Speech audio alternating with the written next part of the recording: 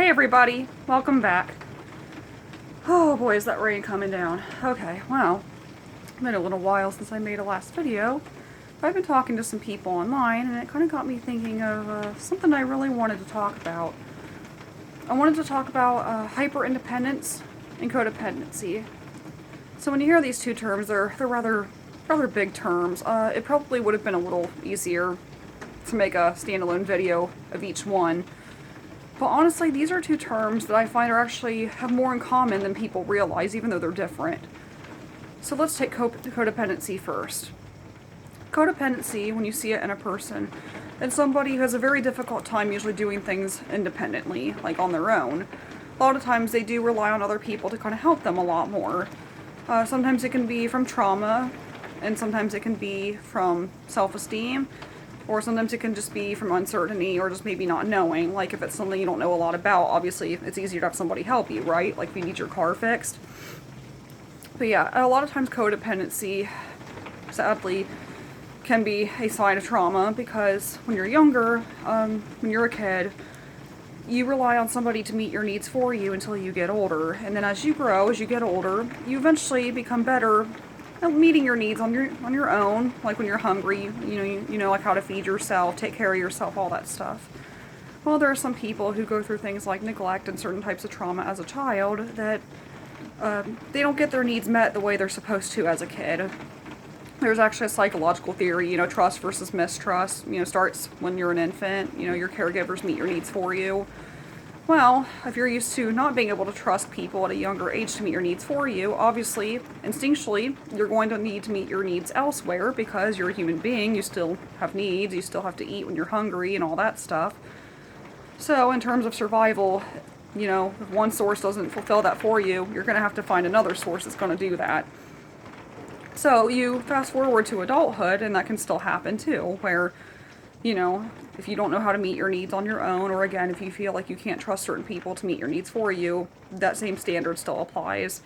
So unfortunately, that can be kind of a coping mechanism that can start at a fairly young age, so you progress into adulthood, and it still kind of lingers because, when you're developing, when you have certain survival mechanisms, if they seem to work for you, you're going to kind of carry them throughout your life, but sometimes certain coping and or survival mechanisms are not always as productive as other ones are. So as you get older, that can become more apparent when what worked for you in the past doesn't work for you as you get older. So codependency can be one example of that. Because you do eventually get to a point in your life, especially with codependency, that you do have to be more self-reliant. And it's okay to ask for help sometimes. It's not like you ask people for help. Goodness, that rain. Anyway, it's not like you ask somebody for help once that suddenly you're codependent. I mean, it's normal to ask for help sometimes. You're one person. You can only do so much at the end of the day. But when you're constantly relying on people to meet your needs for you because you don't have the confidence to do it on your own, that's when it can become a problem. Because eventually you could have maybe people in your life that aren't around anymore. You could be in situations where you have to do things on your own, and then that can be very complicated because you're not used to doing some of those things on your own. And if you are somebody who experiences codependency, you can eventually learn to become more independent. You can learn, what you can do on your own, what you can't do on your own, when it's appropriate to ask for help, when it isn't. And there are certain types of therapies and stuff that can help with that. And there can be various reasons that people are codependent. And when you kind of dive deeper into those, that can help therapeutically in terms of like, hey, how can we get this person to be more independent throughout their life after this? So it's not like you're codependent, you can stay that way forever. I mean, you can learn other things throughout your life that can help. Well, hyper-independence kind of works that way too. But hyper-independence is kind of the opposite. Because with codependency, you kind of see that as more of like neglect, like somebody's not meeting your needs enough. Well, with hyper-independence, it's more usually stems from kind of more abuse, also kind of trauma situations where you feel like you can't trust people to meet your needs for you. Maybe you tried relying on people like when you were younger, like a child, and basically it's kind of maybe similar to codependency in a way where instead of maybe meeting your needs elsewhere, you actually try to meet your needs on your own, independently. So you're like, okay, I can't trust people to meet my needs for me. People have been unreliable in meeting my needs. I'm just going to take care of everything myself from now on, and then I don't have to worry about it. Okay, sure, that makes sense. Well, but what if it's something you really can't do? Something you really don't know how to do, maybe you're unable to do, but then you're relying on yourself for everything. Because you see, being independent is a very good thing because you're taking initiative, you have the drive to do things on your own, and that's good. It's good to have self-confidence, it's good to be, a strong, independent person. But when you rely on yourself for so long, for so many things, and I mean, everybody has limitations, so if it's honestly something you can't do, or if you honestly really do need help, first of all, how do you ask for help? And secondly, who do you turn to for that help? So you kind of hear people talk about codependency more than hyper-independence. You hear them talk about how, like, if you rely on other people too much, it's not healthy for you. Well, no one really talks about independence like that, and that's something I find very interesting, because the two, it really just kind of goes to show that whether you're independent or if you ask for help, that both of those things really do honestly exist on a spectrum.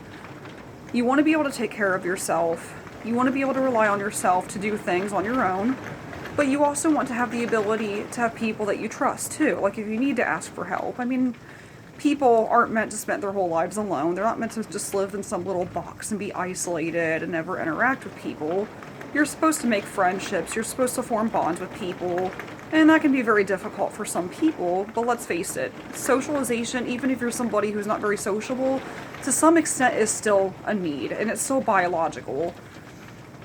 So if you're hyper-independent, and you have nobody you can turn to, nobody to help you, not only does it put you in a bad situation of, well, who do you ask for help and how do you get this accomplished, but it can be very isolating too, because if you're hyper-independent, I mean, that person may still have friends, but if they don't have friends, they may feel very isolated, they may feel very withdrawn, and loneliness can be a very, very delicate topic too, because people, when they think of loneliness, I mean, unless you really kind of feel loneliness on a long-term basis, or just simply have felt it at some point in your life, some people kind of brush it under the rug, like, okay, you're lonely, so what?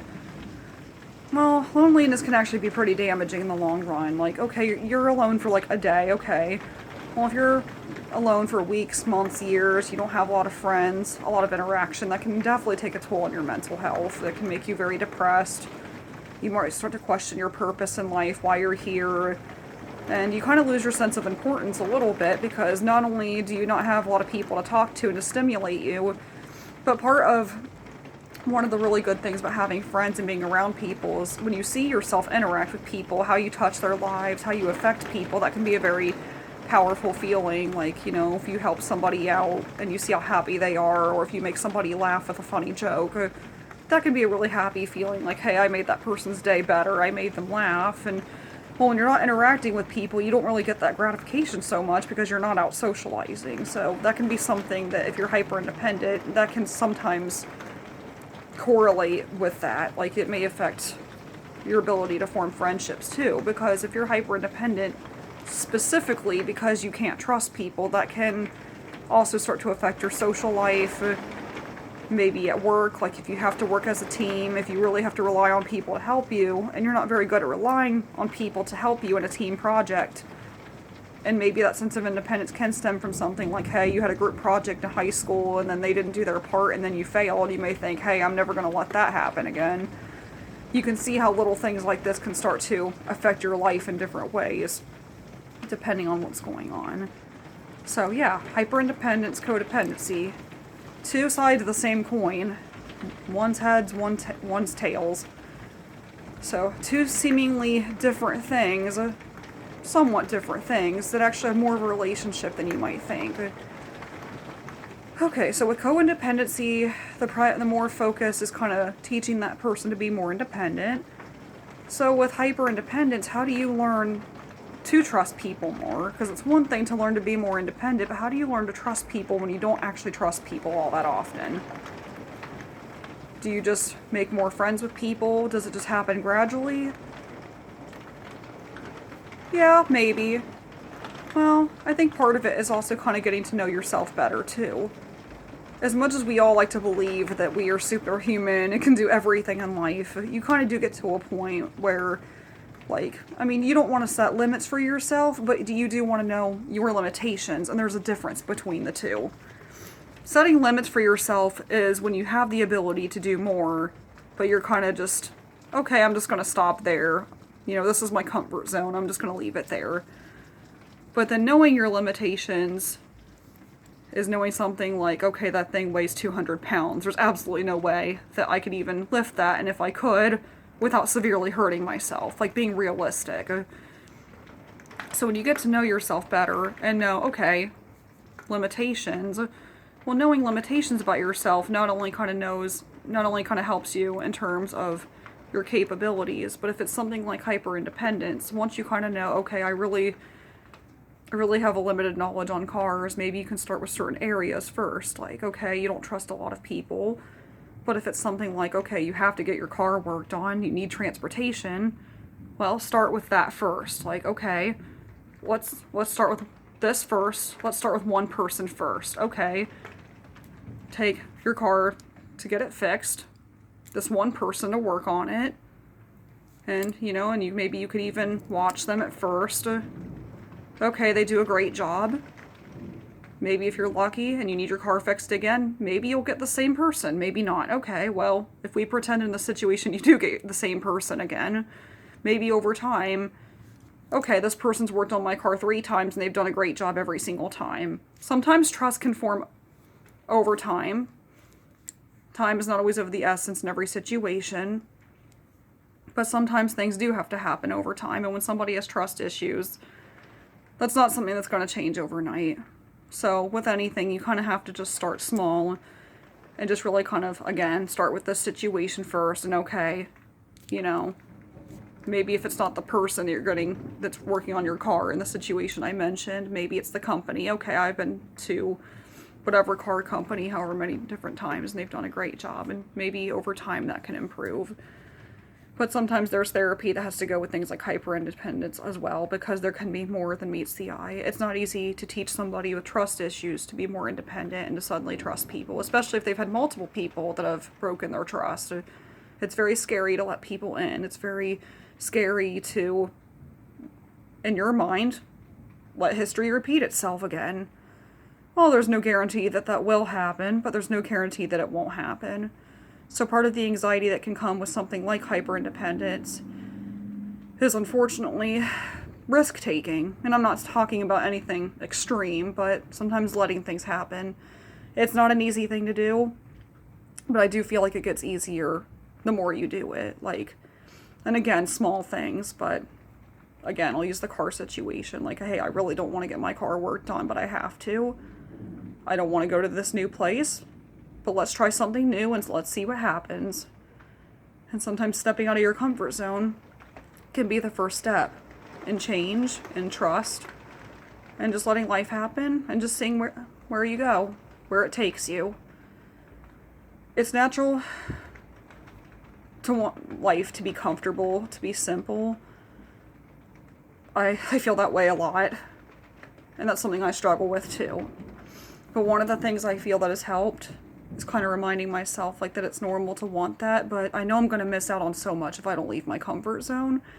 So I am trying my hardest to let myself leave my comfort zone, just little increments. And if it's with starting something new, for example, it could just be watching a new TV show or movie, and that's actually surprisingly harder than you'd think it would be, but it is.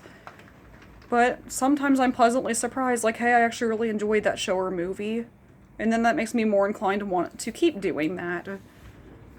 So just little bits at a time, like anything in life, and things do get better. Hyper-independence, codependency.